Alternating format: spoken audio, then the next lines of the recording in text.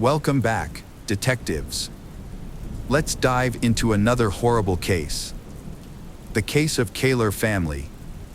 James Craig Kaler was born in Weatherford, Texas in 1963, and his future wife, Karen Kaler, was born in the same city 2 years later. They met in the early 1980s while attending a university in Texas. At the time, Craig was a senior studying engineering, and Karen was a freshman in the humanities department. Despite their different fields of study, they quickly discovered common interests and started a romantic relationship. After graduating, they had a small, intimate wedding with close friends and family. They welcomed their first child, Emily, in 1991, followed by Lauren in 1993. The family lived in a cozy house in Weatherford and enjoyed a comfortable lifestyle, with a higher-than-average income for their area. In 1999, Craig received a lucrative job offer from a major utility company in Weatherford, which coincided with the birth of their son, Sean.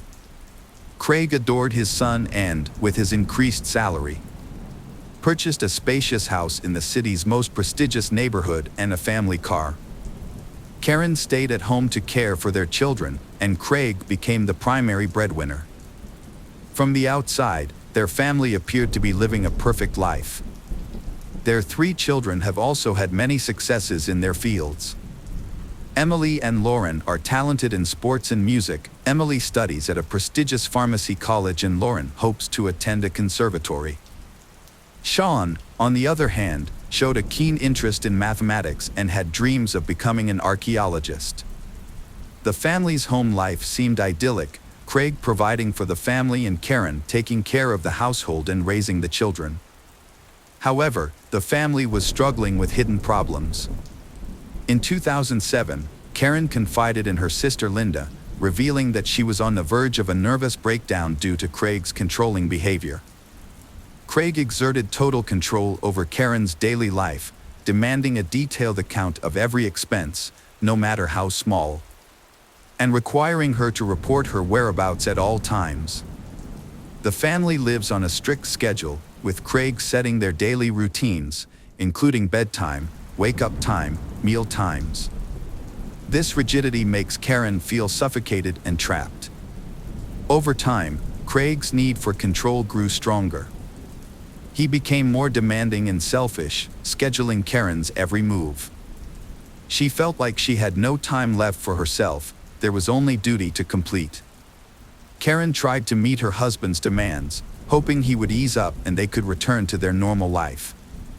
However, Craig seemed to enjoy exerting control and refused to change. Linda was extremely worried about her sister's confide. Like everyone else, she saw Craig as the ideal husband, father, and family man, only to discover he was a controlling man. Despite this, Karen didn't want to break up her family. Additionally, she and her children relied on Craig financially. So, she decided to find a job that would give her a stable income. She joined a local gym without telling her husband, using it as an escape to clear her mind and work through her emotions. She spent several hours there every day, scheduling her time around her husband Craig's work schedule so he wouldn't notice. Not long after, the gym manager noticed her because of her attractive appearance, excellent fitness, and her hard work. Karen was given the chance to work as a fitness with the possibility of a permanent contract. This was a dream come true for her, as she could now get paid for doing something she loved. However, she was worried about how her husband, Craig, would react when he found out. When Craig found out about Karen's new job, she thought he would be angry and forbid her to continue. Surprisingly, he received this news calmly and even seemed pleased that she had found a way to make money on her own. He had a few conditions. She had to be home when he arrived, cook meals, and not let her new job interfere with their intimate life. Karen found these conditions acceptable, as she now had more freedom and independence. As Karen settled into her new job, she met a new instructor named Sonny Reese, and they quickly became friends. For Karen, who had spent years at home with little social interaction, Sunny became a trusted confidant. The two women spent time together at work, went for walks, had coffee, and shared heartfelt conversations. But little did Karen know, this new friendship would soon lead to unexpected romance and a complicated love triangle. It didn't take long for Karen and Sunny's friendship to evolve into a romantic relationship. At first, they kept their feelings a secret from everyone. However, after some time, Karen decided it was necessary to be honest with her husband, Craig. She spent months preparing for this conversation, searching for the right words and worrying about the potential consequences. Eventually, she confessed to Craig. Craig's reaction to his wife's revelation was surprisingly calm. However, the next day, he made an unexpected condition for accepting Karen's relationship with Sunny, which was that he wanted to be a part of it. Karen was shocked and unsure of how to respond to her husband's talk. Nevertheless, Craig took the initiative and began wooing Sunny, sending her flowers and gifts. He seemed to view this as an opportunity to revitalize his intimate life and bring new passion to his marriage. Initially, Karen and Sunny agreed to Craig's proposal. However, they soon realized that his intentions were aimed at domination. However, their unusual love triangle was short-lived. Craig demanded that Karen end the affair immediately. Despite this, Karen continued to see Sunny, as she had genuinely fallen in love.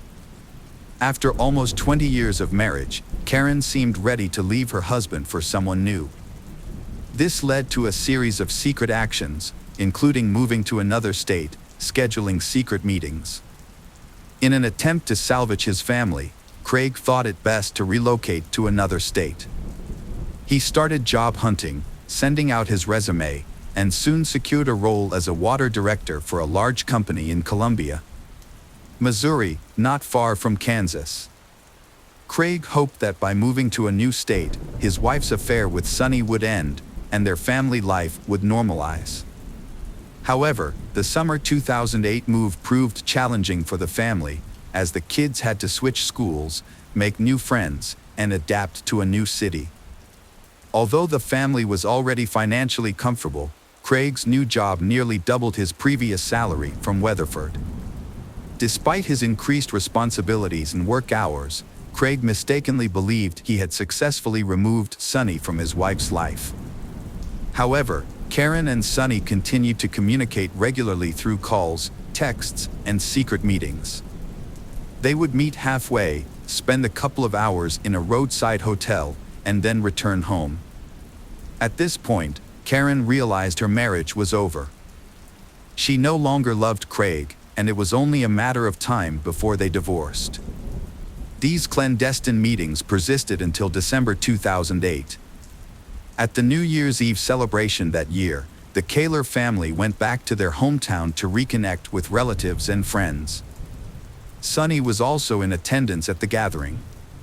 Initially, Karen and Sunny kept a low profile, merely exchanging greetings. As the celebration continues and the alcohol slowly affects Karen and Sunny's behavior, they seem to have no regard for social norms. They became inseparable, openly showing affection by holding hands, sharing romantic glances, they even kissed. Craig's anger boiled over into fury after Karen publicly humiliated him by revealing her affair at a party attended by dozens of acquaintances. He lashed out at Karen and Sunny before dragging Karen away from the party. In his rage, Craig lost control and physically assaulted Karen, ripping her dress and slapping her, causing her to fall and hit her head.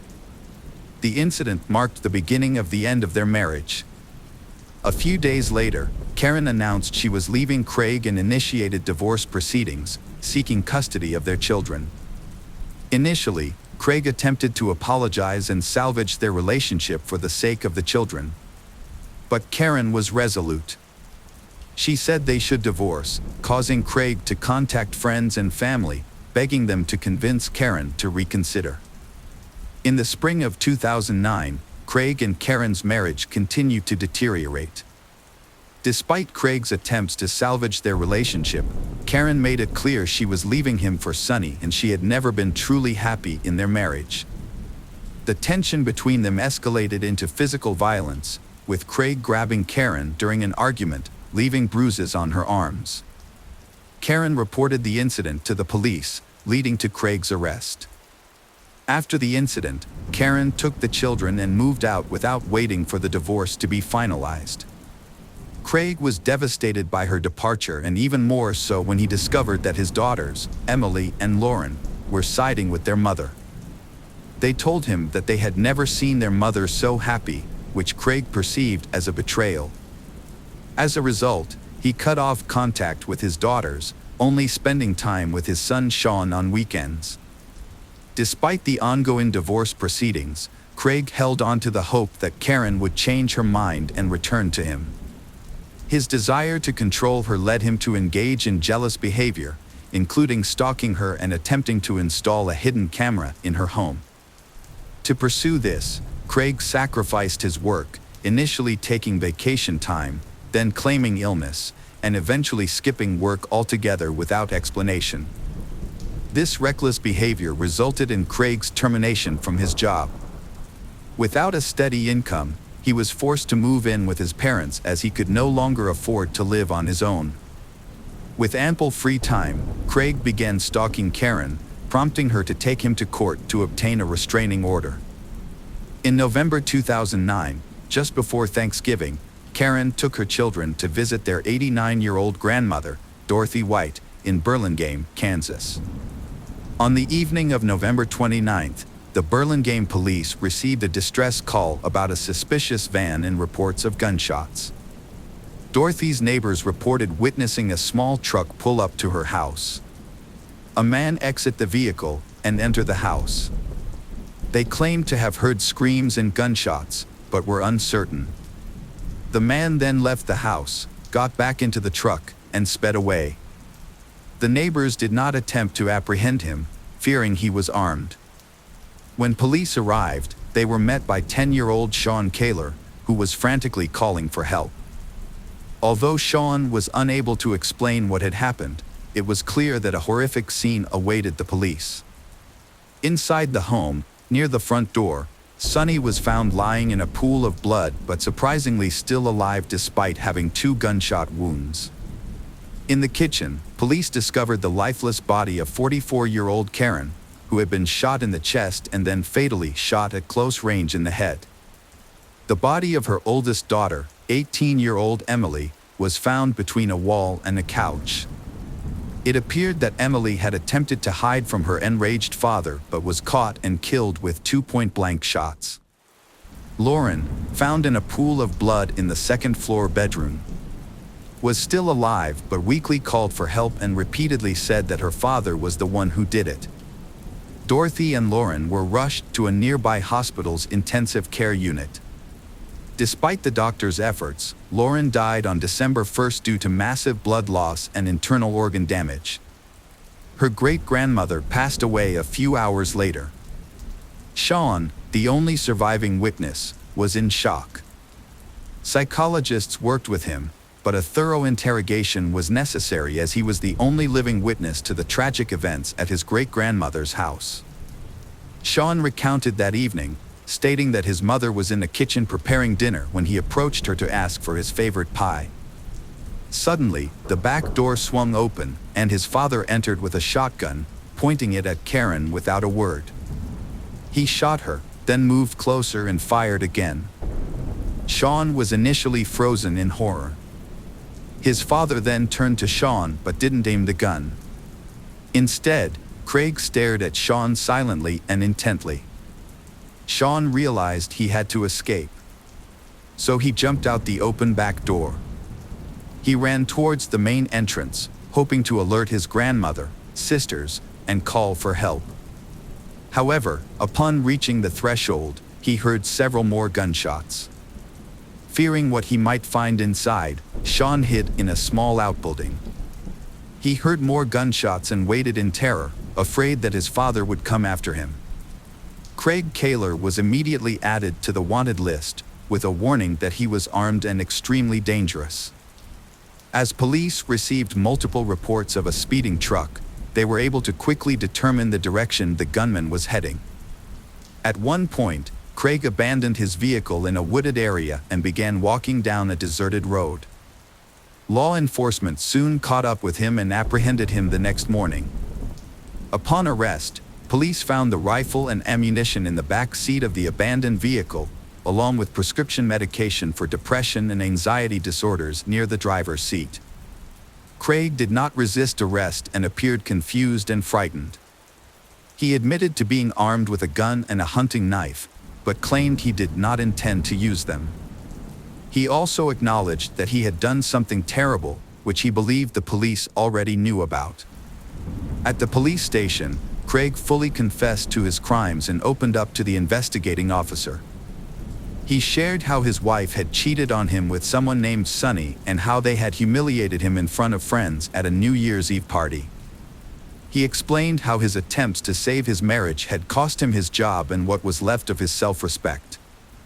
Craig became emotional, stating that he didn't know how he had decided to take such drastic action and felt that everyone, including his daughters, had betrayed him. Craig's trial started in December 2010. Craig, advised by his lawyer Thomas Heaney, retracted his initial confession. He claimed his actions were due to mental illness and insanity, which was his only defense to avoid the death penalty for the murder of 4 people. Heaney argued that Craig was in a fragile mental state following a series of personal setbacks. His wife had left him for someone else, his children sided with their mother, he lost his job, and had to move back in with his parents. According to Heaney, these factors led to a breakdown, and Craig committed the crime while insane, without realizing what he was doing. However, the prosecution found no evidence of insanity or an altered mental state in Craig's actions.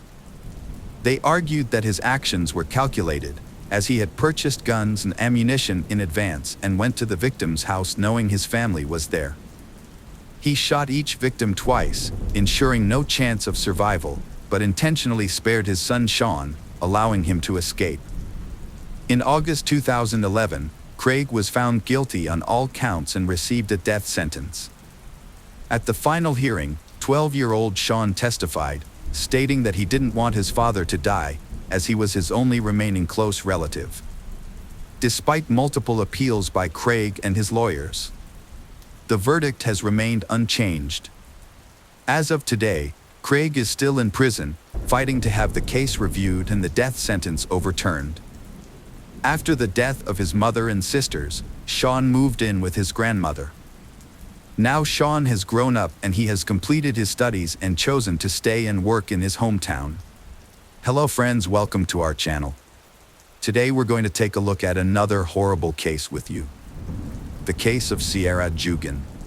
Sierra Jugan was a young woman who captivated everyone with her joyful personality. Her happy and humorous nature made her the center of attention wherever she went.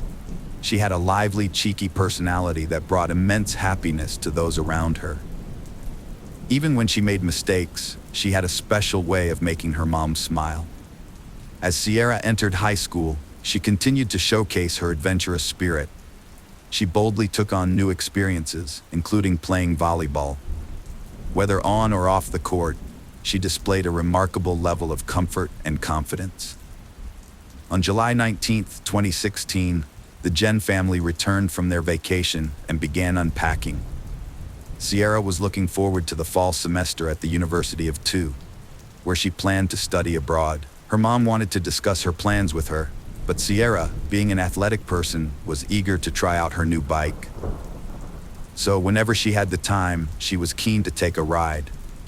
Before leaving the house, Sierra told her mom that she was heading to her boyfriend Josh's house. Her mom acknowledged her plans and told her she would see her later, around 1:05 p.m. Sierra looked cute, with her hair tied up in a ponytail, wearing shorts and a tank top as she set out on her ride. Josh, Sierra's boyfriend, called her home phone because he was worried about her whereabouts. He had tried calling her phone several times, but it kept going straight to voicemail. When Josh asked Sierra's mom if she was home, she said no. Josh told Sierra's mom that Sierra had left his house around 7 p.m., and he hadn't seen or heard from her since then. Sierra's mom knew something was wrong because Sierra always answered her phone. Her first thought was to call Sierra's grandparents who lived nearby, but they said Sierra wasn't with them. Sierra's family and Josh started searching for her, worried about her safety. Sierra's mom quickly got in her car and started driving around, looking carefully at every possible place Sierra could be, including the sides of the road. Sierra's aunt, uncle, and cousin also joined the search, thinking Sierra might have been in an accident and got hit by a car. As time went by, worry grew. The possibility of Sierra being hurt, maybe with a broken leg, weighed heavily on their minds. Despite their relentless efforts and exhaustive search, they couldn't find any trace of Sierra. When Sierra's mom got home, she immediately took to social media, reaching out to Sierra's friends, desperately hoping someone had seen or heard from her. But to her dismay, there was complete silence. Hours passed, and still, there was no sign of Sierra. Filled with worry, Sierra's mom knew every minute counted and decided to call the police. Just an hour later, a concerned neighbor called Sierra's family saying County Road 6 was blocked off. With their hearts racing, Sierra's family rushed out to see what was happening. They were met by a chaotic scene surrounded by officers who refused to let them through. The officers stayed tight-lipped about Sierra, leaving her mom in a state of panic. She couldn't help but wonder if the police had found her missing daughter. The small-town police officers, seeking answers, decided to seek the FBI's assistance. They promised to deliver any information they could to Sierra's family as soon as possible. Understandably, the family found themselves unable to sleep, remaining wide awake and contemplating their next course of action. The following day, Sierra's mom and aunt took matters into their own hands, refusing to wait for answers. Her mom made a series of calls to hospitals, desperately searching for any signs of an unidentified female patient that might be Sierra. Despite call after call, they turned up nothing, leaving them feeling increasingly hopeless. A lead emerged from Detroit, Michigan, offering a glimmer of hope in the search for Sierra. A young woman, bearing a striking resemblance to her, had been admitted to a hospital with severe injuries, including numerous broken bones, after escaping from a moving vehicle with no identification. In an effort to confirm her identity, a nurse asked Sierra's family to describe any distinguishing marks on her body. Sierra's mom recalled a scar on her calf and a pierced belly button, which seemed to match the hospitalized girl's features, raising the family's hopes that they had finally found Sierra. Unfortunately, their hopes were soon dashed when they discovered that the girl in the hospital was not Sierra, leaving the family devastated and heartbroken after investing so much hope and anticipation in the possibility. Later that morning, the police visited Sierra's house to brief them on the previous night's events. One of the officers had found a trampled cornfield near where he'd parked his car and approached the area. He noticed signs of a struggle and a motorcycle track inside the cornfield. Not wanting to disturb any potential evidence, he backed away without touching anything. As he retreated, he caught a glimpse of a reflection, Sierra's purple bike. Further investigation uncovered several items at the scene: a pair of men's sunglasses, a pair of women's sunglasses, a blood-stained sock, and a screwdriver. Based on these discoveries, the police concluded that Sierra was likely abducted from that location. During the investigation, detectives thoroughly questioned Sierra's friends and family to gather information about her boyfriend Josh. They learned that Sierra and Josh had been inseparable since they were 7 years old, and their friendship developed into a romantic relationship in their first year of high school. The couple was known for their energetic and carefree nature, sharing a passion for skiing, among other things. After high school, Sierra went to the University of Toledo, while Josh enrolled at Bowling Green, but despite the physical distance, their commitment to each other remained strong. They often talked about getting married in the future, although Sierra emphasized her priority on completing her education before settling down, showcasing her academic dedication. Detectives investigating the case found that Sierra had visited Josh's house in the early afternoon on July 19th. According to the gathered information, Sierra decided to leave Josh's house and head home around 6:30 p.m. Because he was worried about her safety, Josh joined Sierra on her ride home, riding alongside her on his motorcycle.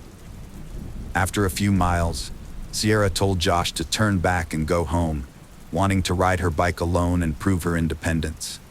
Josh reluctantly agreed, and they parted ways, with Josh heading back on his motorcycle and Sierra continuing her ride. During the investigation, detectives discovered motorcycle tracks in the nearby corn stalks, not far from Sierra's bike. This raised the question of whether these tracks belonged to Josh's motorcycle, and detectives couldn't ignore the possible connection. They began a thorough investigation to determine if there was any evidence linking Josh to the scene where Sierra went missing. As a result, detectives set up a command post to gather all relevant clues about Sierra's disappearance. A promising lead emerged quickly. A local resident came forward, saying that on July 14th, while driving, he saw a motorcycle helmet on the side of the road. He asked his son to retrieve it and put it in their truck.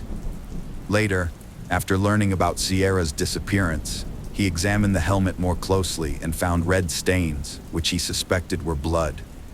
The helmet was discovered near the cornfield where Sierra's bike was found. The detectives asked Josh about his helmet, and to their relief, he produced it, confirming he had it with him. Furthermore, they verified that Josh had returned home after the interview with his parents, ruling him out as a suspect due to his solid alibi. Despite being visibly shaken, Josh was not suspected by Sierra's family in connection with her disappearance. The detectives focused on identifying the owner of a blood-stained motorcycle helmet found on the roadside. Recognizing the significance of DNA evidence, they sent the helmet to the crime lab for testing, awaiting the results with anticipation, hoping for a breakthrough in their investigation. Community unites in search for Sierra, organizing parties to scour every area for clues. Townspeople work together, fueled by a deep sense of unity, to bring her home safely. Hundreds gather at a candlelight vigil, sending thoughts and prayers for her return. 2 days after Sierra vanished, the police got a tip about a suspicious van speeding through the area where she was last seen. People thought she might have been kidnapped and forced into sex trafficking. The tipster gave the police the van's license plate number. The police interviewed the van's owner, but it turned out the van had nothing to do with Sierra's disappearance. The owner explained that he sped up because another car suddenly appeared from behind, which might have been a family member looking for Sierra, and he panicked. By the 48-hour mark, the investigation had turned up no leads on Sierra's whereabouts. As time goes on, her family is struggling to stay hopeful. With each passing day, the chances of finding her alive get smaller and smaller. Despite trying to stay positive, the harsh reality of the situation is getting harder to ignore. The police went from door to door searching for Sierra, and their investigation eventually took them to a farm near where her bike was found. The farm, which covered an acre of land, had several buildings including a small house, a trailer, and a large barn. The owner of the property was James Worley. When the police arrived at the farm, they started talking to James Worley. They asked him about the day Sierra went missing, hoping he could tell them something about her disappearance. But what James said shocked them. He told them he had been out riding his motorcycle that day, but it broke down, and he lost some things along the way, including a screwdriver and his helmet. This was surprising because those were the same items found at the scene where Sierra was taken. By saying this, James had unintentionally put himself at the scene of the crime, which made the detectives very suspicious of him and his connection to Sierra's disappearance. The police were determined to delve deeper into their investigation, and they questioned James Worley. During the questioning, they noticed something that caught their attention: scratches on his face. It was clear that he had been involved in a struggle, and this discovery only increased their suspicions about him, raising more questions. The detectives wondered if these scratches were the result of a confrontation with the missing girl, Sierra. After questioning James Worley about Sierra's disappearance, the detectives returned to the police station. They decided to conduct a background check on him, hoping to uncover relevant information as they looked into his past. But what they discovered sent chills down their spines. James Worley had a dark criminal history, including a previous attempt to abduct a young woman 26 years earlier on July 4, 1989. The woman's name was Robin Garter. On July 4, 1989, 26-year-old Robin Garter was getting ready to attend a neighborhood picnic. While her mother was busy preparing potato salad and making final arrangements for the event, Robin decided to squeeze in a bike ride beforehand. However, she had forgotten to bring water and was now struggling with the intense heat. As she considered turning back home to quench her thirst, Robin heard the sound of a car approaching from behind. Robin thought that after the vehicle passed her, she would head back home.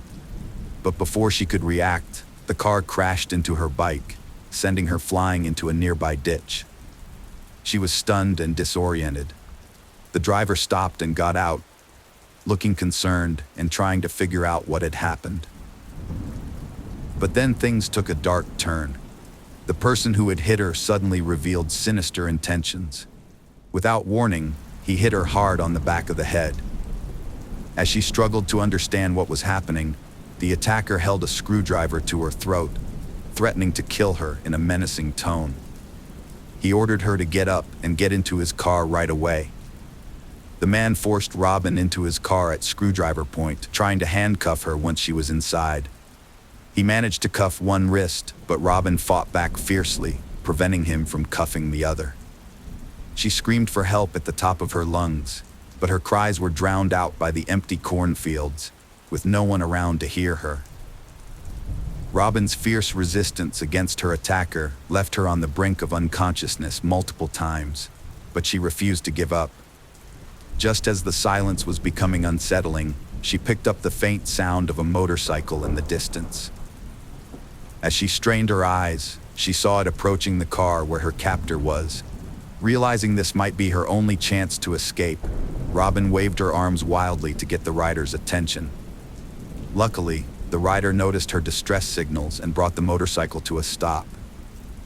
In a desperate bid for help, Robin explained that the man was trying to kill her.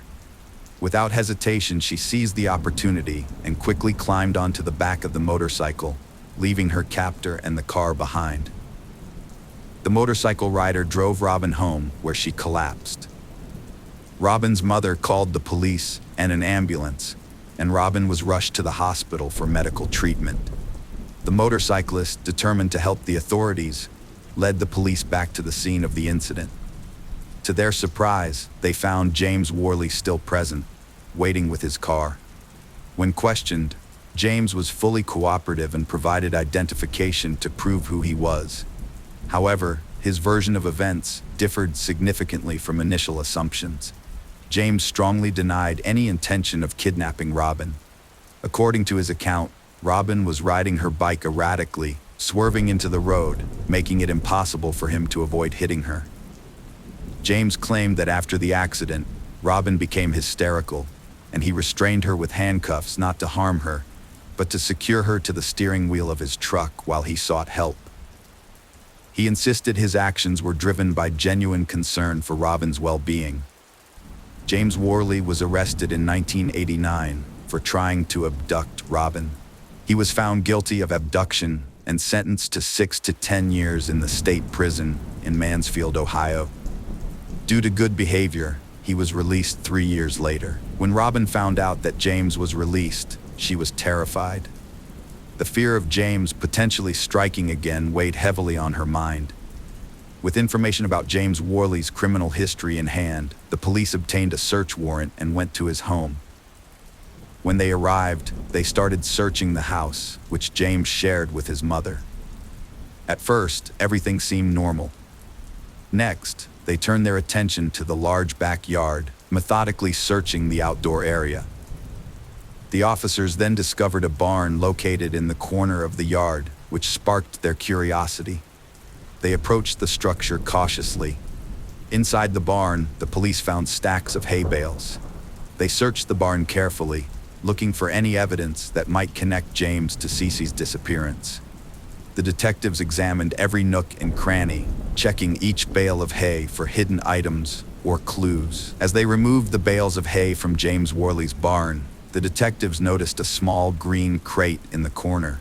They approached it cautiously and opened it, finding bags of underwear, stockings, and tube tops. Each item was neatly labeled and sealed in a plastic Ziploc bag. As the detectives searched through the items, they were shocked to see a pair of purple panties with what looked like bloodstains. This discovery filled them with a sense of dread, and they wondered what other disturbing things they might find in their search of James Worley's barn. The detectives quickly spotted a piece of plywood on the ground and recognized its potential importance. They carefully lifted the plywood, exposing a small freezer buried in the barn. When they opened the freezer, they were met with a strong, unpleasant smell, similar to bleach, which heightened their suspicions. As they continued their investigation, they found other disturbing objects hidden behind hay bales, including a stained air mattress that hinted at a dark history. The presence of zip ties, duct tape, handcuffs, and keys added to their concerns, as these items are commonly used in abductions and other criminal activities. The detectives decided to send all the items taken from the property for DNA testing. Worley attempted to explain the items as part of a porn business he claimed to be planning, but the evidence against him was too strong to ignore.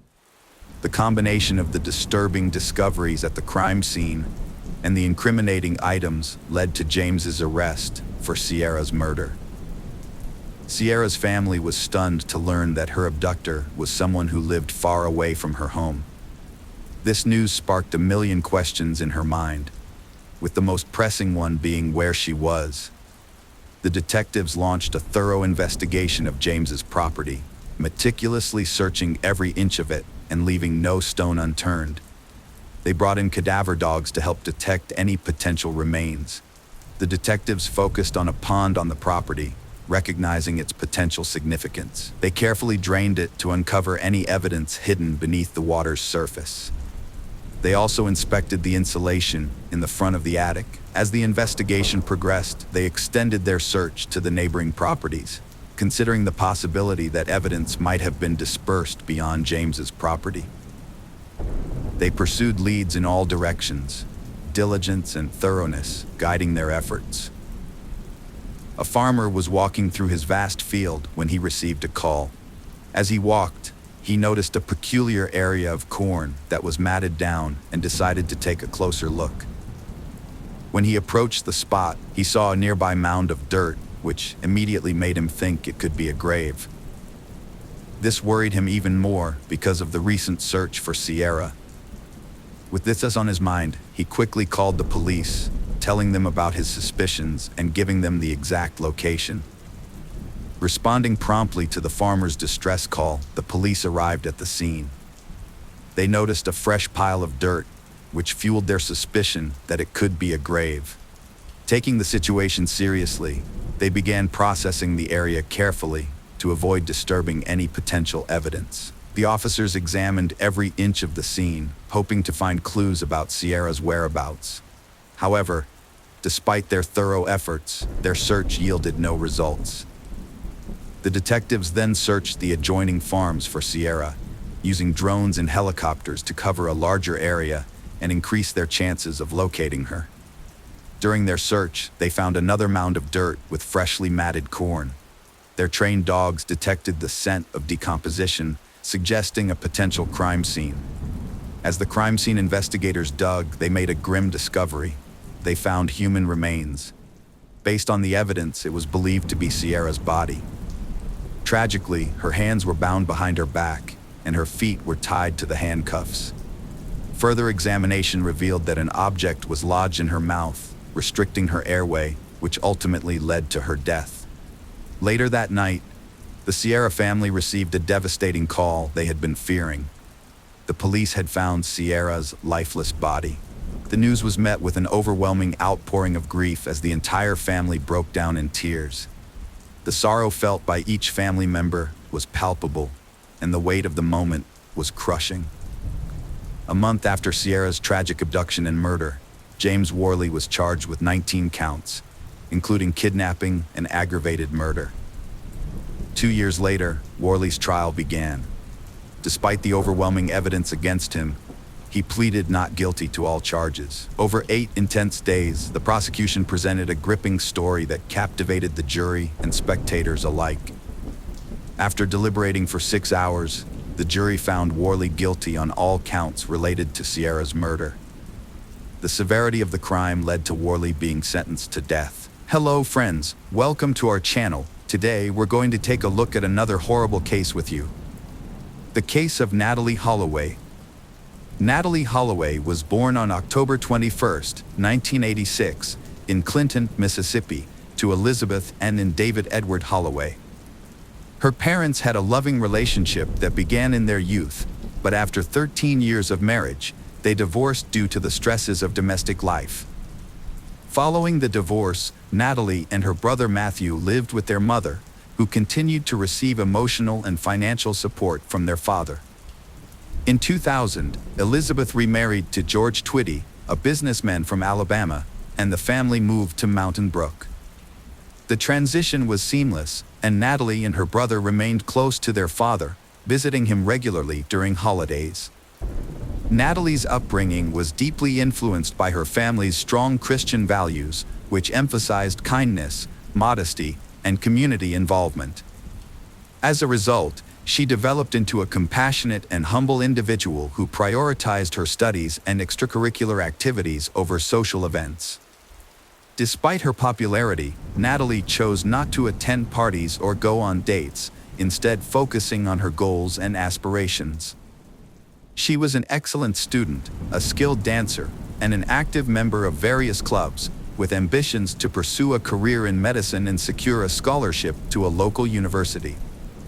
On May 26, 2005, Natalee joined 123 other students and 7 chaperones on a trip to a beautiful Aruba island.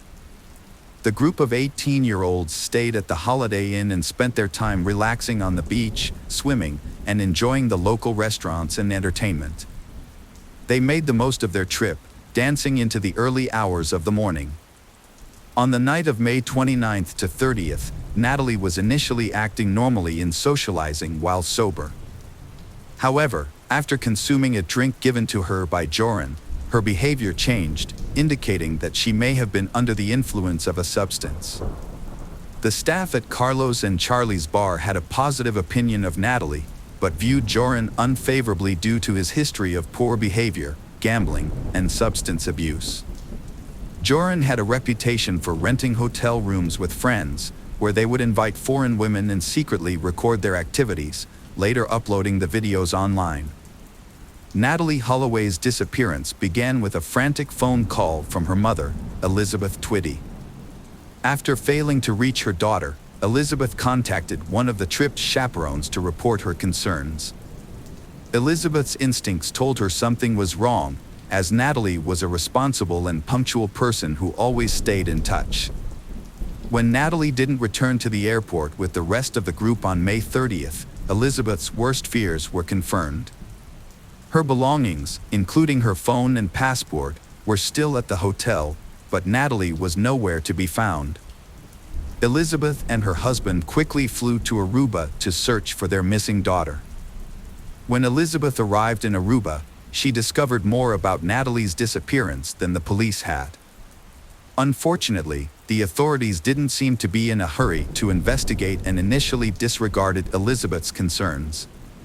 This type of case isn't unusual in Aruba, and the police appeared to be taking it lightly. They implied that it was common for tourists to miss their flights or lose track of their group, and that Natalee was probably just having fun, drinking, or socializing with new people. Natalee's last known whereabouts were on May 30th at around 1:30 a.m., when she left a bar with a man named Van der Sloot. They got into a car with 2 other young men, and that's the last time she was seen. Natalie and her friends had been spending time at the notorious Carlos and Charlie's nightclub and casino. On one of those nights, she met a 17-year-old local named Joran, who offered to buy her a drink. He then invited her to visit a lighthouse and see sharks in the area. As they left the club, a silver Honda car driven by the Deepak Kalpoe brothers was waiting for them. Elizabeth contacted the police for a second time 4 hours later, and this time she shared some concerning information. As a result, the three individuals were detained. Van der Sloot initially claimed he didn't know Natalie, but eventually admitted he had left the bar with her. According to him, they spent some time driving around, stopped by the beach, and later dropped Natalie off near her hotel. Deepak Kalpoe brothers, 18, and the 21-year-old, confirmed Van der Sloot's story. It's worth noting that the three were questioned together by the police, an approach that seems questionable from a law enforcement perspective. Later on, they altered their statements multiple times. Despite his questionable behavior, Joran was never held accountable for his actions.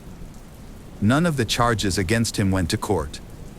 It was later discovered that Joran's father, Paulus van der Sloot, was a well-known lawyer who was seeking a judgeship. Apparently, corruption was prevalent in Aruba, allowing individuals like Joran to avoid accountability for their actions. As the investigation continued, David Holloway, Natalie's father, arrived in Aruba and joined the search efforts, which were led by his ex-wife and journalists. As public pressure mounted, it was discovered that the hotel's surveillance cameras did not capture the suspect's car, and there was no footage of Natalie entering the building on May 30th. This revelation contradicted the statements of Joran and the Kalpoe brothers, who were subsequently called in for questioning again. During this second round of questioning, one of the Kalpoe brothers unexpectedly changed his story, claiming that he had dropped Natalie off at a location before reaching the hotel, which was not covered by surveillance cameras. He also added that he had seen a figure in black approaching Natalie, who was later revealed to be one of the hotel's security guards. On June 5th, investigators took into custody the hotel security staff who were working the night Natalie disappeared. 4 days later, on June 9th, detectives arrested 3 people, including 2 of the Kalpoe brothers, due to suspicious circumstances. While in jail, one of the security guards learned something important from the Kalpoe brothers. Satish admitted that he and his brother Deepak had lied to protect their friend Joran. In reality, they had left Joran alone with Natalie on the beach and had gone their separate ways. The security guards were released on June 13th. A few days later, on June 17th, police detained Steve Gregory Cruz, a DJ who had worked on yacht parties, because they suspected he might be involved in Natalie's disappearance. On June 22nd, Paulus van der Sloot, Joran's father, was questioned and detained by police, but he was released on June 26th along with Steve Cruz because there was not enough evidence. Joran later changed his story again, this time blaming the Kalpoe brothers for Natalie's disappearance. He claimed that he had said goodbye to Natalie near his home and that she had left with the brothers. However, his new story was not believable. The Kalpoe brothers' lawyer responded to Joran's accusations. After a short trial on July 4th, the Kalpoe brothers were released from custody.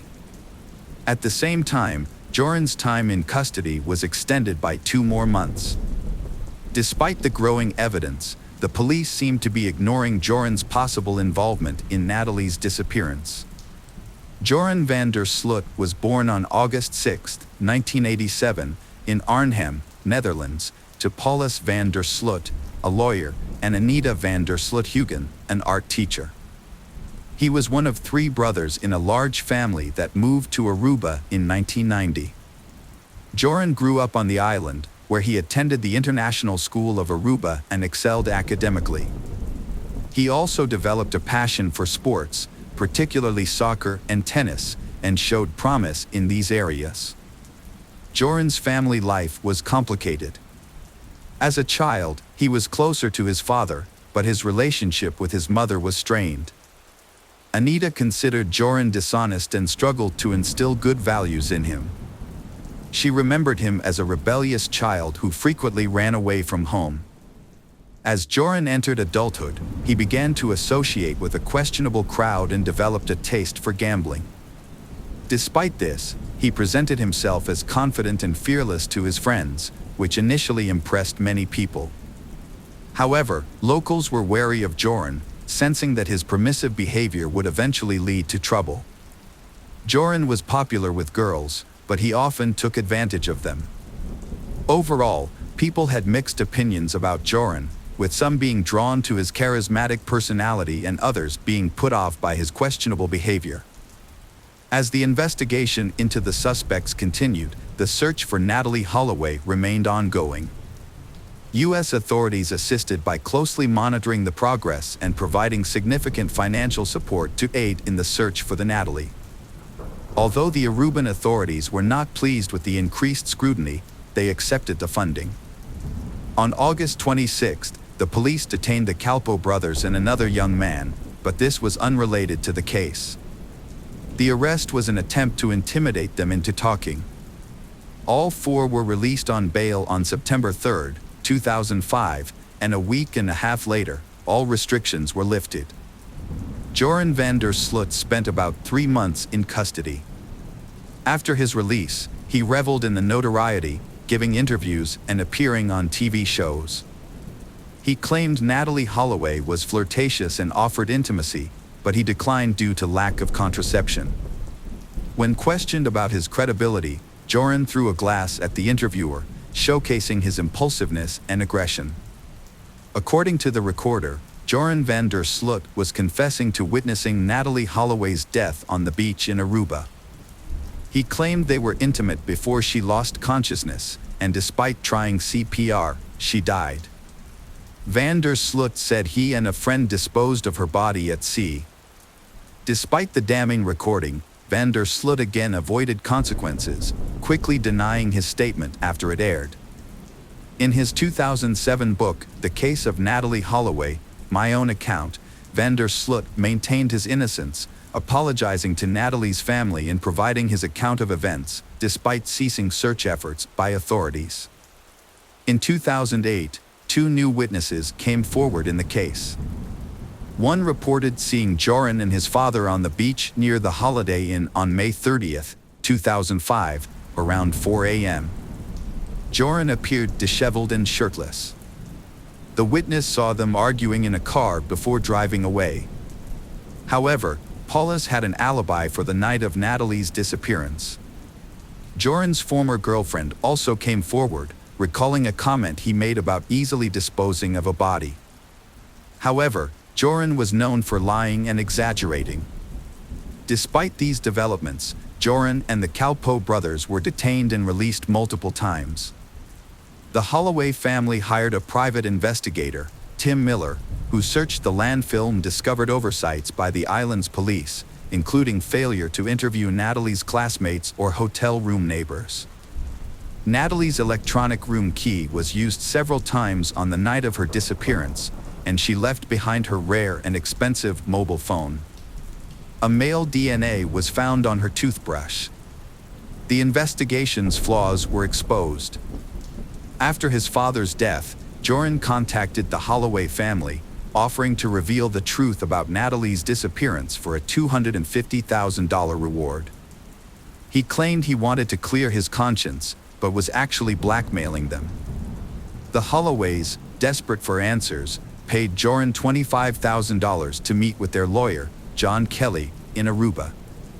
Joran provided a new account of events, claiming Natalee resisted his sexual assault, struggled, and hit her head on a rock after he pushed her. He then buried her body in a building foundation. Elizabeth Twitty followed up on Joran's claims by contacting the police. However, verifying his story was simple, and it quickly became apparent that the house he pointed to had been built long before Natalee's disappearance. As a result, the police concluded that his testimony was insufficient to warrant an arrest. It was widely believed that Joran had fabricated another lie to obtain money, and after receiving the funds, he fled to Peru. In another case, on June 1, 2010, the body of 21-year-old Stephanie Tatiana Flores Ramirez was found in a hotel room in Lima, Peru. She had suffered severe injuries and died from a neck fracture. The case drew significant media attention due to the victim's father being a well-known businessman and former Formula One driver. Surveillance footage quickly identified the perpetrator. Surprisingly, the perpetrator was Joran van der Sloot. He was arrested and taken into custody. He claimed to have met Stephanie at the Atlantic City Casino on May 30th, where they played poker together. They then decided to continue their time in his hotel room, where they gambled at an online casino. Stephanie discovered disturbing information on Joran's laptop while he was in the bathroom. She learned that he was a suspect in the disappearance of Natalie Holloway, which frightened her and made her want to leave.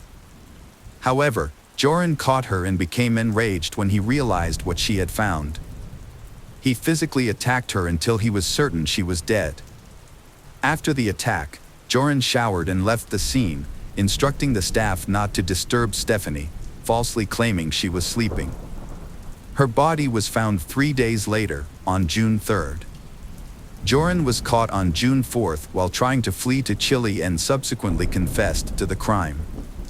The news of the murder shocked the U.S., especially given that it occurred exactly 5 years after Natalie Holloway's disappearance.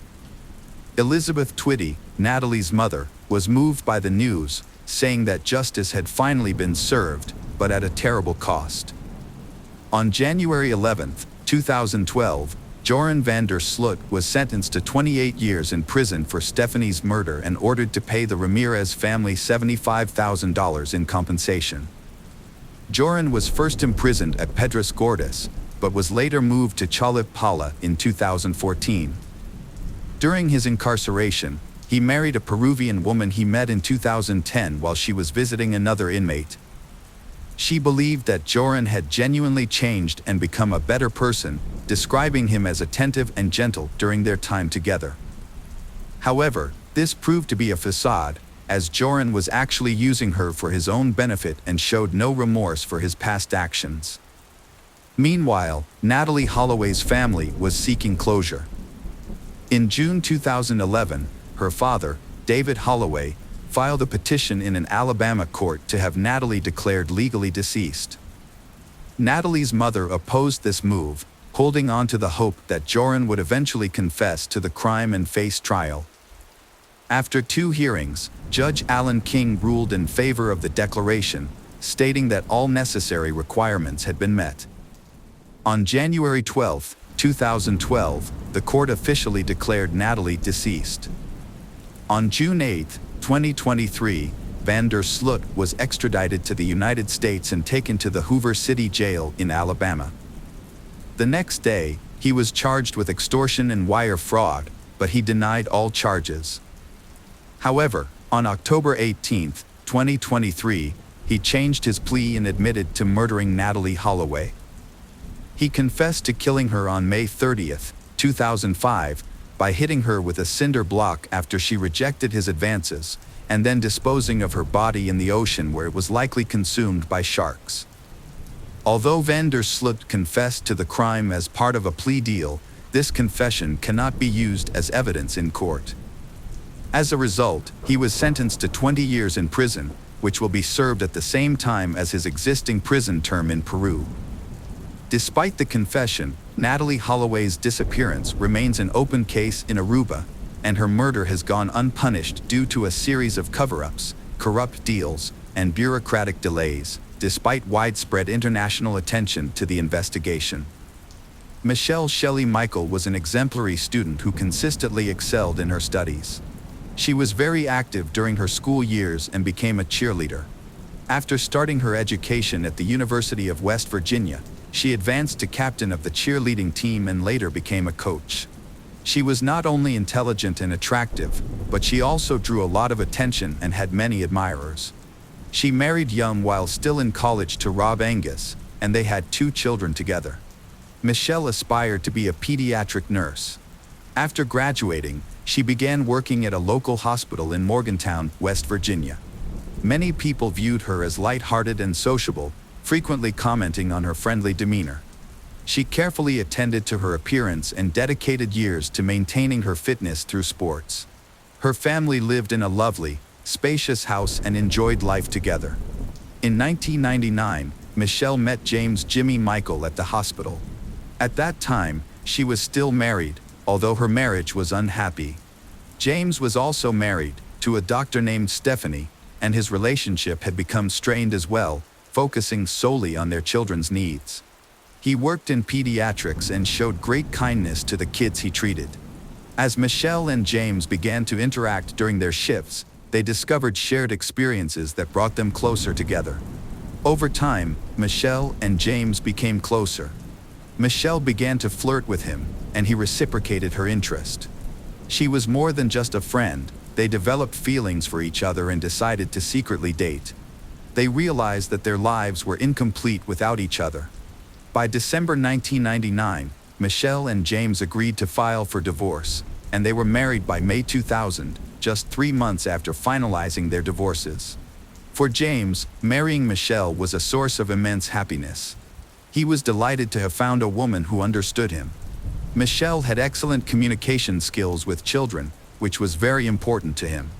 When they got married, both of them had 2 children from previous relationships, and the children often visited each other on weekends, creating the impression that everything was okay. In their first year of marriage, 28-year-old James and Michelle bought a new house less than a kilometer from the hospital, allowing Michelle to walk to work in 10 minutes. Additionally, West Virginia University was nearby, where James planned to return to further his education and teach.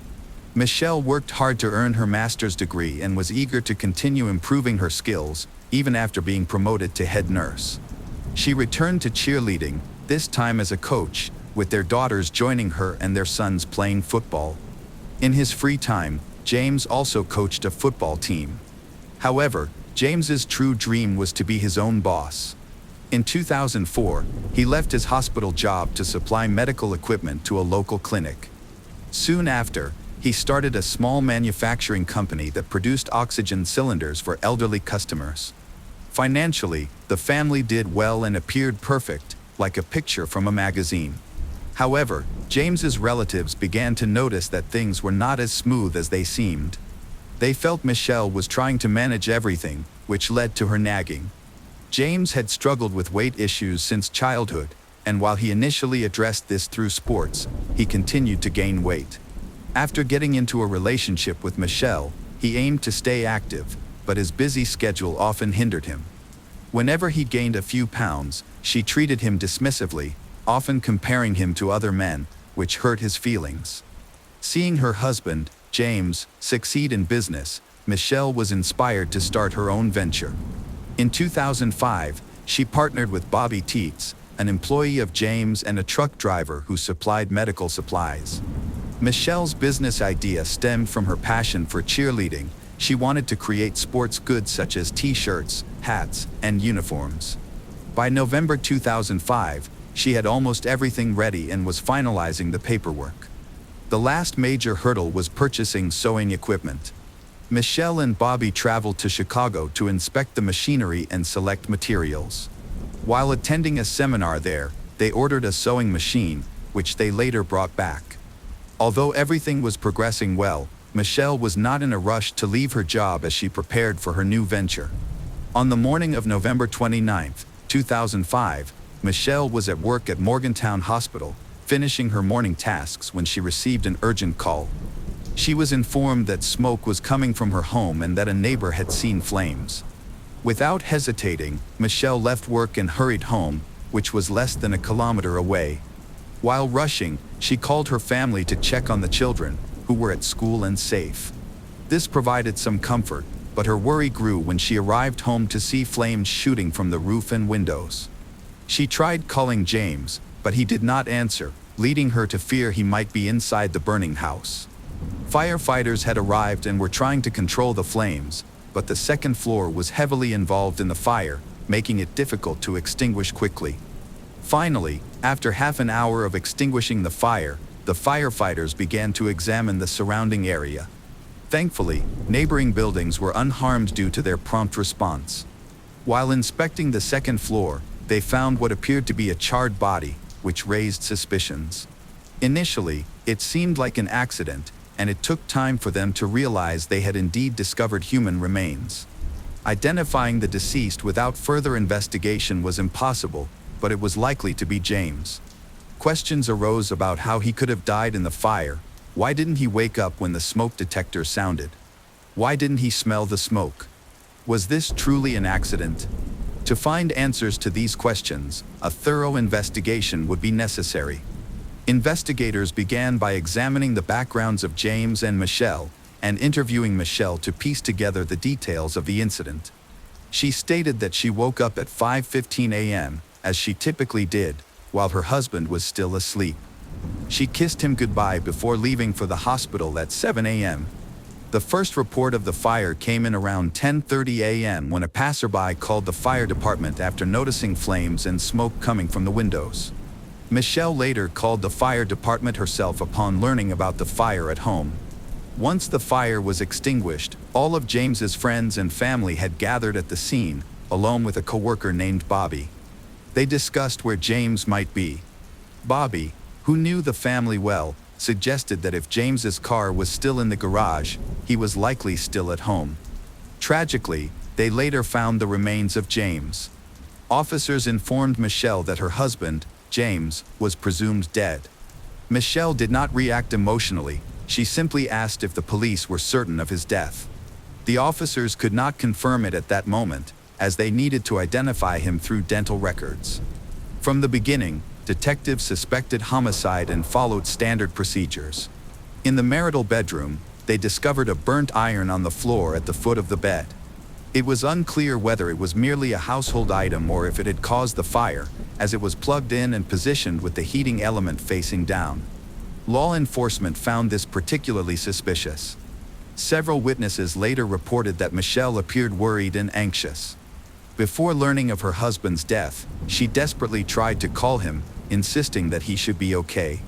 Despite significant damage in the bedroom, the fire department noted that the other rooms in the house showed almost no smoke or signs of burning. It appeared that the fire had been confined to the specific area where James was found. The condition of the bedroom suggested that the fire originated near the marital bed where he lay. While it was hard to pinpoint the exact source, the scene indicated that the fire had been burning for some time. While the iron base of the burnt table may have been a primary factor, experts indicate that it was not hot enough to burn the wooden floor or to cause it to smolder. The bed was completely destroyed, leaving only the metal springs, and the floor was nearly burned through, suggesting that some type of accelerant might have been used. Portions of the upper room were visible through the charred floorboards. If the firefighters had not acted quickly, the structure could have collapsed within minutes. After the initial examination, the source of the fire remained unexplained, adding to the complexity of the investigation. The detectives noted that the position of James's body on the bed indicated he likely did not attempt to escape the fire. If he had been conscious and a healthy adult, he would have noticed the smoke or flames. To suffocate from carbon monoxide while sleeping, he would have needed to be in a separate room that caught fire first. Typically, the flashes of heat would wake someone up. If the fire had started from an iron that was left plugged in or dropped by Michelle, the flames should have reached his legs, causing pain that would wake him, but that did not happen. This led the detectives to suspect that James might have already been dead when the fire started, possibly indicating that the fire was set to cover up a murder. However, they had not yet conducted an autopsy, so these suspicions remained unanswered. Another point of concern was Michelle's behavior. She appeared unusually calm and seemed unaffected by James's death, which might be attributed to her training as a nurse, allowing her to maintain her composure in crisis situations. By around 5 p.m. that day, dental records confirmed that the fire had claimed the life of 33-year-old James.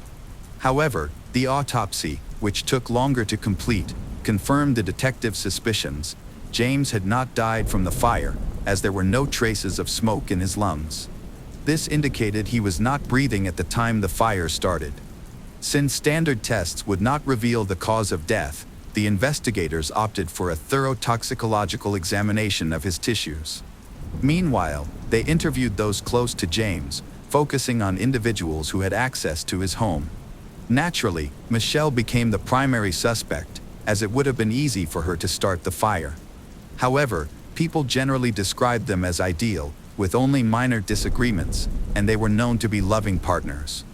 Furthermore, Michelle had an alibi, claiming she was at work during the time of the fire, and the timelines matched. To verify Michelle's claim, the detectives checked the hospital's security footage where she worked. However, they discovered an issue: she had not been present the entire time. At 8:11 a.m., she left and returned about 17 minutes later. Surveillance recorded her getting into her car, but her exact whereabouts during that time remained unclear. She drove toward her home but then left the camera's view, raising suspicions that she might have returned home to commit the crime before going back to work. A neighbor provided valuable information, stating they saw Michelle's car enter her property at 8:20, which seemed suspicious, but the timing did not completely align with when the fire was believed to have started. Could a flame burn for 2 hours? The first signs of a fire were noticed only at 10:30 a.m. How Michael was able to slow it down remains a mystery. Despite this, she became the primary suspect in both the arson and her husband's murder. The detectives consulted independent fire experts who conducted 6 thorough fire reconstruction assessments, which were extensive. They recreated rooms similar to Michael's bedroom, using the same materials, appliances, and identical placements for windows, doors, and ventilation ducts. The experts aimed to determine how Michelle could have initiated a fire that burned for such a long time. In early December 2005, James was buried. Those who attended the funeral noticed that Michelle showed very little emotion. She stood quietly beside the coffin. Friends and family thought she was trying to protect the children from emotional distress by maintaining a calm demeanor. However, the police viewed this as suspicious and continued their investigation. When investigators interviewed the friends, family, and acquaintances of James and Michael, none reported any conflicts or problems in their marriage that could have led to James's murder. They seldom argued in public. However, investigators took a keen interest in James's coworker, Bobby, who was also his manager. Bobby had recently become a business partner with Michelle, and they had traveled together for work, which raised suspicions about their relationship. Bobby eventually admitted that during a trip to Chicago, their professional collaboration turned romantic. After sharing a few glasses of wine to celebrate a successful deal, they ended up being intimate. Fortunately for the detectives, the hotel where Bobby and Michelle stayed had extensive video surveillance. The footage showed them not behaving as business partners but as a loving couple, sharing kisses on multiple occasions. Their romantic involvement continued after returning home. Just 3 days before James died, they were intimate in James and Michelle's wedding bed, where his body was later discovered. Michelle's behavior indicated that her marriage was over. She seemed discontent and ready to move on to a new relationship. However, Bobby had a solid alibi for the time of the crime, as he was recorded working in a warehouse by CCTV cameras, ruling him out as a suspect. James's ex-wife, Stephanie, whom he divorced because of Michelle, was also investigated. She might have harbored resentment toward him, potentially leading her to commit arson. However, a lot of time had passed since their divorce. Stephanie had remarried, had a child, and no longer thought about her ex-husband. Additionally, she did not have access to James's house and was with her children that morning, providing her with an alibi.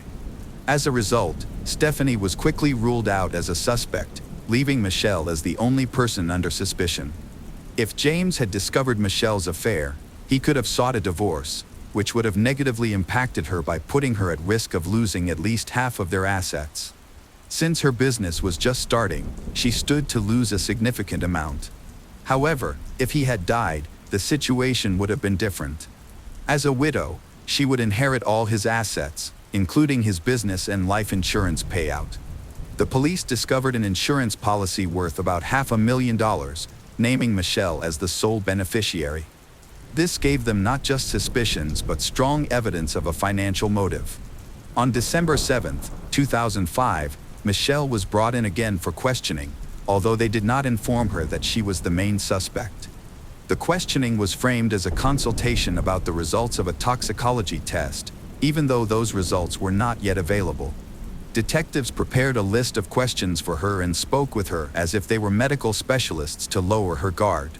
However, the mood shifted suddenly when the police asked whether Michelle had left the hospital after arriving at work that morning. Michelle confirmed that she had briefly gone to the store and returned quickly. This statement was quickly contradicted when they showed her footage of her leaving in a car and driving home. She had been gone for about 17 minutes, prompting her to change her story, claiming that it was raining and that she had decided to drive instead of walking. It became clear that she was becoming confused and was likely lying, reinforcing their suspicions. The police then questioned Michelle about her affair with Bobby, which she denied. They showed her video footage from a hotel where she was seen kissing him, leaving her unable to respond. By this point, she had already been caught lying twice but still denied any involvement in the tragedy. She also claimed that she hadn't driven home 2 hours before the fire. The police presented her with testimony from a neighbor who claimed to have seen her car at her house at 8:20.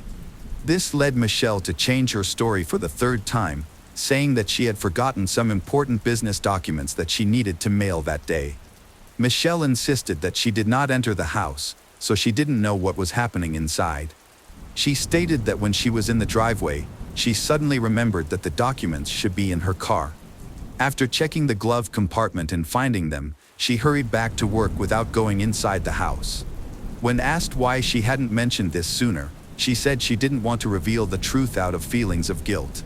Given her shame about the affair, she felt that if she had gone inside to check on her husband, everything might have turned out differently, and he could still be alive. Michelle's interrogation lasted nearly 8 hours before she was allowed to leave. The investigators became convinced that she was involved in her husband's death but needed more evidence, as they could not break her story. Subsequently, forensic experts returned to the house to search for evidence, spending 2 days in the room where James died. Meanwhile, they were reconstructing an exact replica of his family's bedroom, taking into account all materials and factors that might have contributed to the fire. Investigators initially suspected that an iron could be the cause of the fire due to its potential to smolder for at least 2 hours. A toxicology report was forthcoming, but because of the condition of the remains, it was not completed until February 26, 2006. The findings revealed that James's body contained a lethal dose of a dangerous paralytic drug, which is usually administered to prepare patients for surgery. This drug requires the patient to be on a ventilator, otherwise, the respiratory system becomes paralyzed, leading to death within 7 to 8 minutes if administered in a large dose, as was the case with James. While James was a pediatric doctor without access to such drugs, Michelle, as a nurse, could easily obtain them. After receiving the toxicology report, the decision was made to arrest Michelle, charging her with murder and arson. The hearings began on July 9, 2007, when Michelle was 35 years old. Despite potentially facing life in prison without the possibility of parole, she remained calm and composed. Although investigators found multiple instances of deceit and circumstantial evidence, they could not uncover any definitive proof against her. Furthermore, her wealth allowed her to hire skilled lawyers, suggesting a challenging trial ahead. The prosecutor argued that the motive for the murder was a life insurance policy worth $500,000. The betrayal also suggested that Michelle wanted to end the relationship in order to gain the maximum benefit. She had relatively easy access to a paralytic agent commonly used in surgeries. The prosecution claimed she poisoned her husband before leaving for work, then returned later to set fire to the house to cover up the crime. Although she could have tried to burn everything immediately after the murder, she saw that the house was not on fire, so she came back and attempted to speed up the process using an iron and some flammable liquid. The lawyer focused on the time gaps in the case. It was confusing how the fire suddenly intensified and was only reported 2 hours after the supposed arson. The defense attorney argued that this scenario was highly unlikely. However, the prosecution had thoroughly prepared and presented their perspective. They argued that leaving an iron on the floor by itself could not ignite a fire. A key moment occurred when Michelle returned home for a brief 17-minute period while she was out of the hospital, during which she might have attempted to start the fire again. The prosecution relied on experts who conducted 6 fire reconstruction experiments. These tests indicated that the fuel ignited when she returned, but the fire did not spread rapidly. In their second test, it was determined that if the door was closed, there would be insufficient oxygen for the fire to burn completely. This finding was supported by the layout of the ventilation ducts. The mattress that ignited burned slowly and produced minimal smoke or flames, taking 2 hours to be fully consumed. This was further demonstrated in several experiments where embers from the mattress ignited the floor materials, leading to a significant fire that witnesses later noticed. The fire spread more quickly on the floor due to increased airflow. This explanation offered a plausible account of the events and ultimately convinced the jury of Michelle's guilt. On July 18th of that year, the jury deliberated and found Michelle guilty. However, they recommended a lighter sentence. She received a life sentence, but with the possibility of parole. This was seen as a compromise since the case relied entirely on circumstantial evidence, which was strong but not definitive. Michelle maintained her innocence, appearing stunned but composed while defending herself in court. Her family protested the decision, fully believing in her innocence and supporting her. The court ruled that Michelle Shelley Michael could be eligible for release after serving 15 years. For the murder charge, she received a 20-year sentence. She will be able to apply for parole for the first time in 2027 when she turns 55. Although she filed several appeals, they were all denied. Hello friends, welcome to our channel. Today we're going to take a look at another horrible case with you. The case of Samia Shahid. Chaudhry Mohammed Shahid and Mityaz Shahid left their small village of Pandori in the Jhelum district of Punjab, Pakistan, in the mid-1980s to escape poverty and seek a better life. They immigrated to the UK, and in November 1987, their first child, Samia, was born in Bradford, West Yorkshire. A few years later, they welcomed their second child, a daughter named Mada. Shahid started a car rental business, which eventually grew to specialize in luxury vehicles, including limousines. As the business prospered, he helped 2 of his brothers and their families relocate from Pakistan to the UK. The Shahid family was well known and successful in Bradford, recognized for their wealth and influence. Shahid's brothers started and grew their businesses successfully. By the early 2000s, one brother owned a seafood shop chain, while the other ran a flower delivery and floristry business. Sisters Samia and Mada were born and raised in England, growing up in an interference of European and Pakistani cultures. However, their family strictly adheres to the traditions and laws of their homeland Pakistan. This created a sharp contrast between the liberal English lifestyle and the rigid rules imposed by their family. For instance, the girls were not permitted to drive, and their father closely monitored all their activities and interactions. The eldest daughter, Samia, was Shahid's pride and is considered Daddy's favorite daughter. He pampered her, buying her expensive clothes, jewelry, and let her study at the most prestigious university. She took great care of her appearance, using high-end cosmetics, go to beauty salons, and spend a lot of money there. Although she worked part-time at a post office, her lifestyle was primarily funded by her father, who fulfilled all her wishes. Secretly, Samia would sometimes rent a car and drive herself, as she loved driving and felt confident behind the wheel. She couldn't understand why Pakistani traditions restricted women from driving. Independent and strong-willed, she valued her freedom, but still made an effort to follow her parents' wishes and avoid upsetting them. Samia had many friends from university in England and stayed in touch with them. She was known for being bright, kind, and cheerful. Despite leading a life full of love and abundance, and seemingly having everything she could want, but she lacked the freedom to make her own decisions. She always acts according to the opinions of her parents and elder members of the family. Above all, she feared disappointing her father, whom she deeply admired. Yet, the strict rules, fears, and prohibitions in her life meant she could never truly be honest with her family. In 2012, Samia's parents decided it was time for she to marry, start a family, and have children. They insisted she travel to Pakistan to enter into a marriage that followed their cultural traditions. They chose her cousin, Shakil, as their son-in-law, a man she barely knew.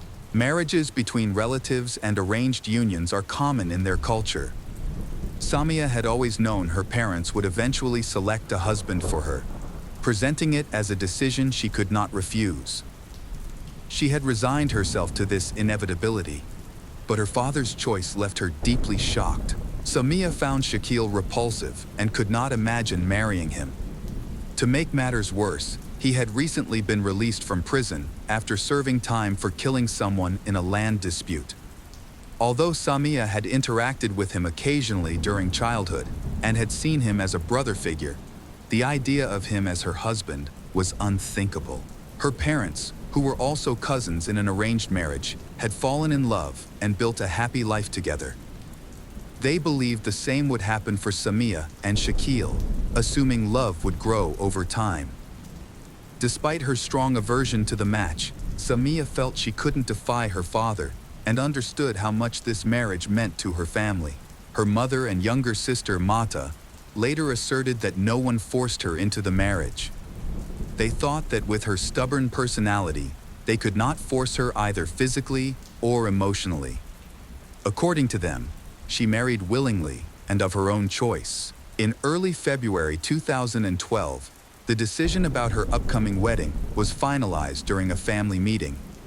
In the weeks that followed, her parents, along with her aunt and uncle, who were also her future in-laws, took her shopping. She was able to choose anything she wanted: costly outfits, jewelry, accessories, cosmetics, and more. And they covered all the expenses. Outwardly, she feigned excitement of wedding preparations, but inwardly, she felt trapped. She already knew this marriage would not bring her happiness, but would instead feel like a punishment. Her true feelings could only be shared with her friends, not her family. At home, she had to maintain the appearance of joy, actively in discussing the wedding details, and prepare herself for her relocation to Pakistan. On February 20, 2012, Samia boarded a plane.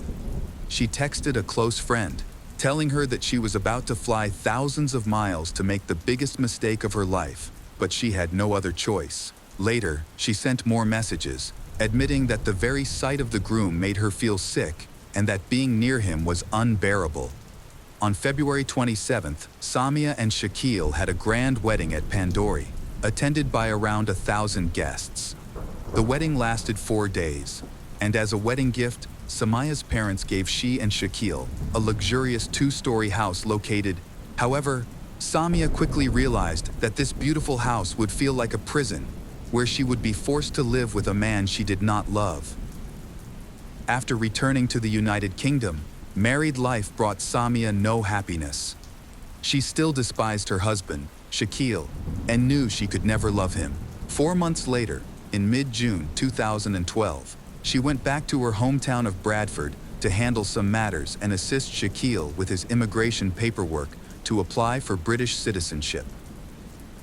She planned to apply for a spousal visa for Shakil, but she postponed it to enjoy the feeling of freedom and have some time away from a husband she did not love.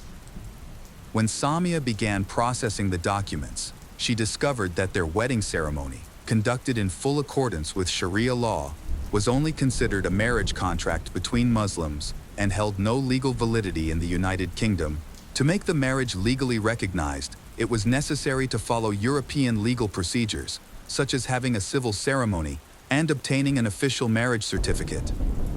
After returning from Pakistan, Samia's friends noticed significant changes in her personality and behavior. She seemed sad, her eyes were dull, and she was no longer the cheerful, sociable person they knew. It was clear she felt deep resentment toward her parents. Any discussion about her husband or married life made her uncomfortable and angry. The root of the problem was Shakil's extreme jealousy.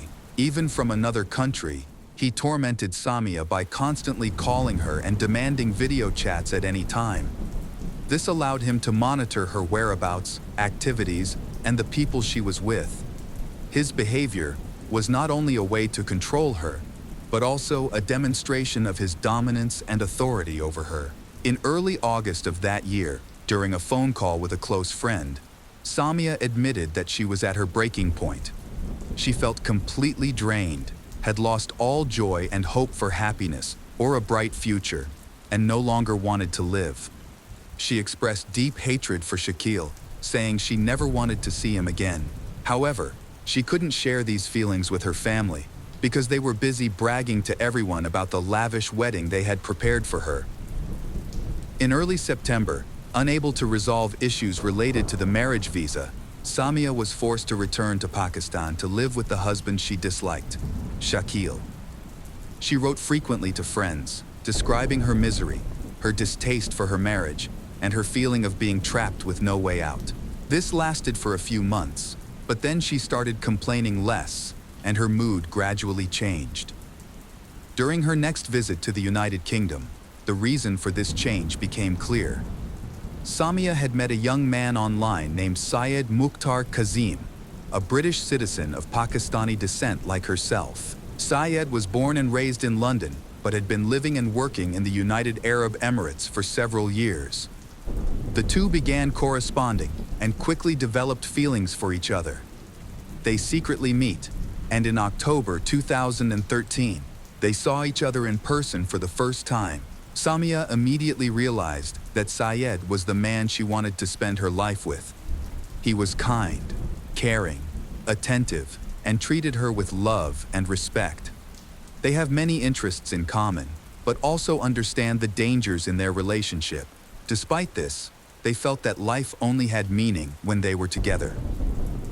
Samia shared her situation with her beloved Syed and expressed her willingness to end her marriage to start a new life with him. However, she could not get a divorce in a British court because under local law, she was not recognized as married.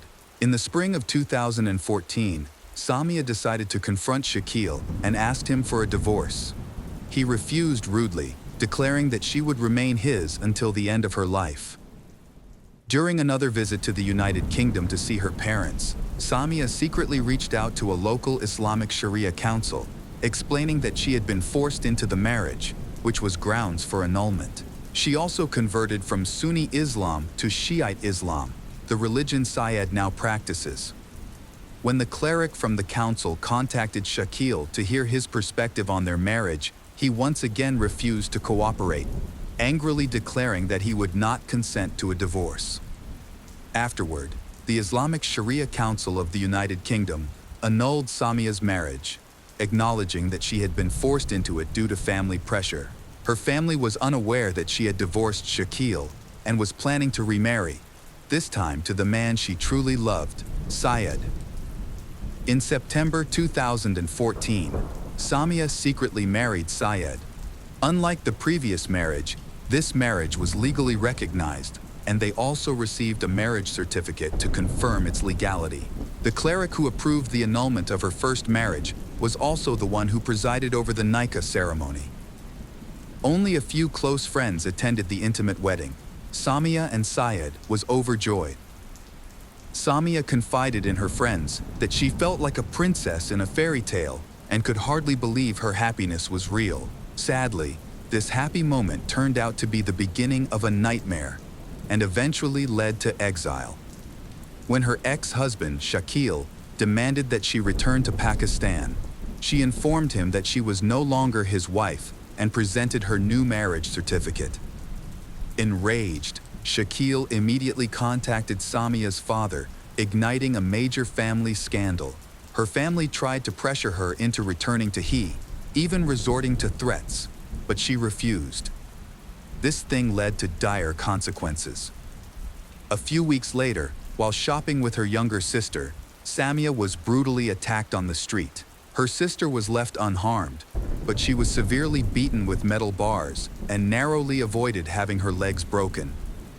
Although police took her statement, but the identity of the attackers remained unknown, and the case was soon closed. At this time, Syed had to travel to Dubai for work, leaving his wife, Samia, in the United Kingdom, where she was waiting for a visa to join him, The waiting period was agonizing for her, filled with threats, conflicts with her relatives, and fears for her safety. Her parents tried to prove that her divorce from Shaquille was valid and even confronted the cleric who had officiated her marriage to Syed. Samia's mother was especially enraged, hurling insults at her daughter, accusing her of disgracing the family, and warning that she would face severe consequences. In the spring of 2015, Samia finally received her visa and was able to join Syed in Dubai. For her, it felt like an escape, as she feared her family would do everything in their power to prevent her from leaving and force her to return to Pakistan. To protect herself, she entrusted her passport to friends, who also purchased her plane ticket and accompanied her to the airport to ensure her safe departure. A new chapter of Samia's life began. The following year was the happiest of her life. She lives with Syed, the man she loves, who always cherishes and treats her with care. For the first time, she could drive a car, something her parents and former husband Shaquille would never have allowed. In photos she shared on social media, she appeared radiant, confident, and more beautiful than ever. It was clear she was living the life she had always dreamed of. She hoped to become a mother soon, but unfortunately, that dream was not realized. Despite this, she and Syed remained optimistic about the future, planning their life together, unaware that her family had decided against her. Shortly after Samia left, her parents filed a missing persons report with the police, which they later attempted to reclassify as an abduction, accusing Syed of kidnapping her.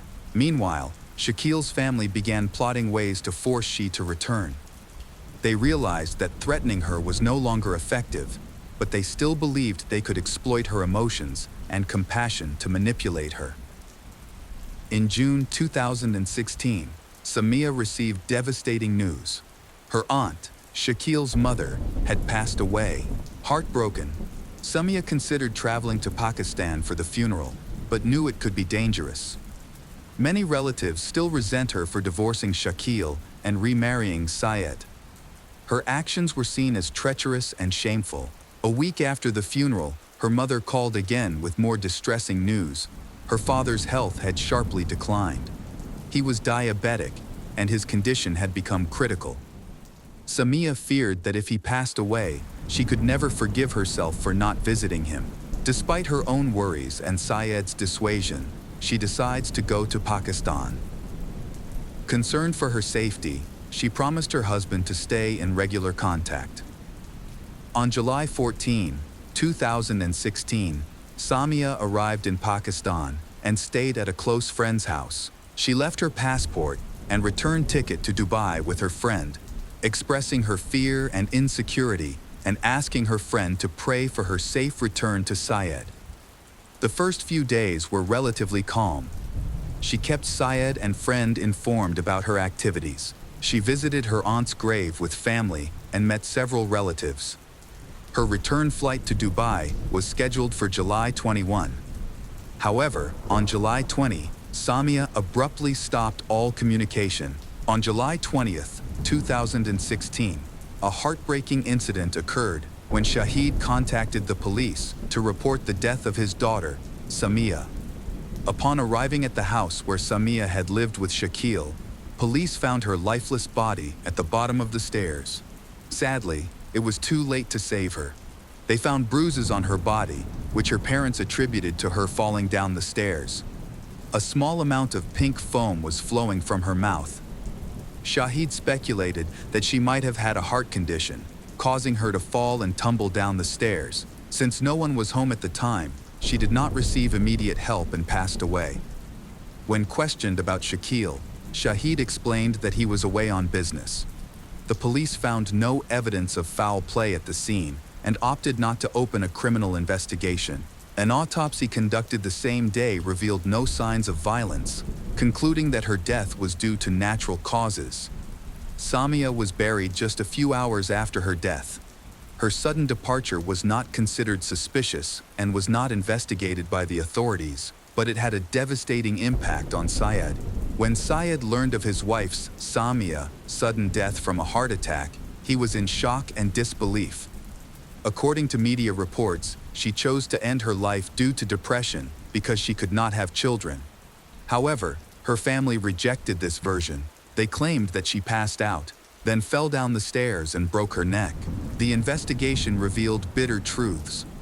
Syed quickly flew to Pakistan on the earliest available flight and went directly to the police station, alleging that Samia had been killed by her relatives and Shakil. He detailed the forced marriage she had endured, her subsequent escape, and the threats she had received from her family. This testimony completely changed the development of the case, forcing the authorities to determine this was a criminal act. However, by this time, Samia had already been buried, and the official report still stated she had died of natural causes. Determined to seek justice, Syed turned to European law enforcement and the media, as Samia was a British citizen, to push for further investigation. Samia's father, Shahid, initially agreed to an interview, attempting to depict Syed as a fraud and extortionist. However, when Syed presented their marriage certificate, a medical report, and post-mortem photos of Samia, authorities launched an investigation. The report revealed bruises on Samia's neck and legs, along with traces of male seminal fluid, suggesting she had been in an intimate encounter shortly before her death. But with whom, given that Shakil allegedly wasn't home that day? Syed held a press conference, presenting extensive evidence, including text, voice, and video messages from Samia, where she repeatedly expressed fear for her life. It is believed that the police may have taken bribes, leading to the immediate arrest of Shahid and Shakil. Investigations revealed that they never intended to let Samia's return to Dubai. They forced her to go to the house given to her as a wedding gift, where they searched for her passport and tickets, which she had given to a friend to keep. In a fit of rage, Shakil physically restrained her. When she tried to escape, they caught up with her on the stairs. Shakil strangled her with her scarf, while Shahid held her legs, ensuring she had no chance to survive. Shakil later confessed to this crime at the police station, although Shahid denied any involvement in the killing of his own daughter. In addition to Shahid and Shakil, Samia's uncle, who received a fake report before the autopsy, and the police chief in charge of the initial investigation have both been arrested. In court, Shakil retracted his confession, claiming it was made under coercion. He spent just over 2 years in prison before being released on bail in September 2018. In 2019, he remarried and again tried to move to the UK, but still without success. Samia's father, Shahid, was imprisoned from July to December 2016 and later released on bail. He died in January 2018 at the age of 52 due to deteriorating health. Before his death, he maintained his innocence and denied any involvement in his daughter's death.